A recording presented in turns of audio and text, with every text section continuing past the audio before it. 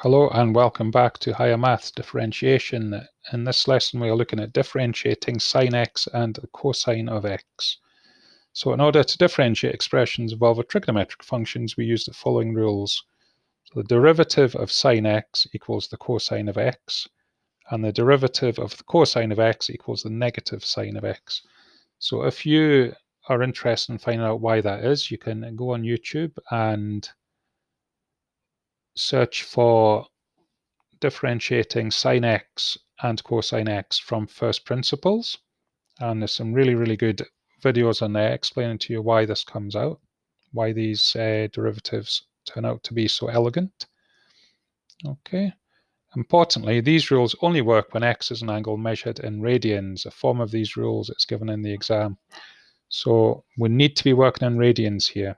This is why we do radians in the trigonometry section of the course. It's so that we can differentiate when we get to this point in the course. Okay, so we must work in radians. So that is the reason why we cover radians at higher, so we can differentiate. So examples, number one, differentiate y equals 3 sine x. Well, if I differentiate sine x, I get cos x. So dy dx equals 3 cos x. Done. Number two, a function f is defined by this. Find f dashed of pi by 3. So I need to find f dashed of x first of all. Always, I would never substitute pi by 3 in before differentiating. So differentiate sine, we get cosine. Differentiate cosine, we get negative sine. Multiply by negative 2 would be plus 2 sine x. So I've differentiated. Now at this point, we substitute in.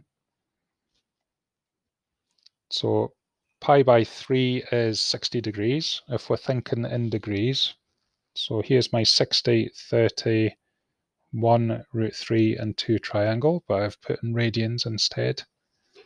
So the cosine of pi by 3 is the adjacent side over the hypotenuse, which is 1/2, plus 2 multiplied by the sine of pi by 3.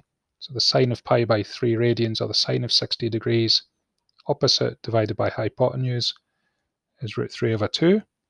So that's 1/2 of root 3 multiplied by 2. So that will just be root 3. So final answer for f dash of pi by 3 is 1/2 plus root 3. Question 3.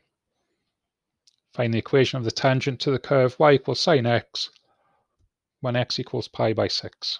So what do we need to do? Do we have the y coordinate? No, we don't. So we substitute the x coordinate into y equals. So y equals the sine of pi by 6, which is the opposite side divided by the hypotenuse. So it'll be 1 over 2, using my triangle over here. So the point is pi by 6, comma 1/2. Do we have the gradient? No, we don't. How do we find the gradient? We differentiate to find the gradient. Very important that we remember that, guys. That will give us marks in the final exam. Dy dx equals cosine of x. Dy dx of pi by 6 is the cosine of pi by 6. Again, here's the triangle, so that's the adjacent side over the hypotenuse. That's root 3 over 2. So we have the gradient, we have the point. So now we need to substitute into y minus b equals m bracket x minus a. Now this does not look overly elegant, which it turns out not to be, as we can see from here. So substitute in.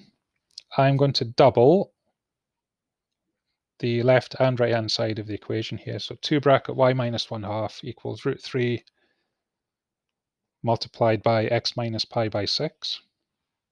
So that'll be root 3x minus root 3 pi divided by 6.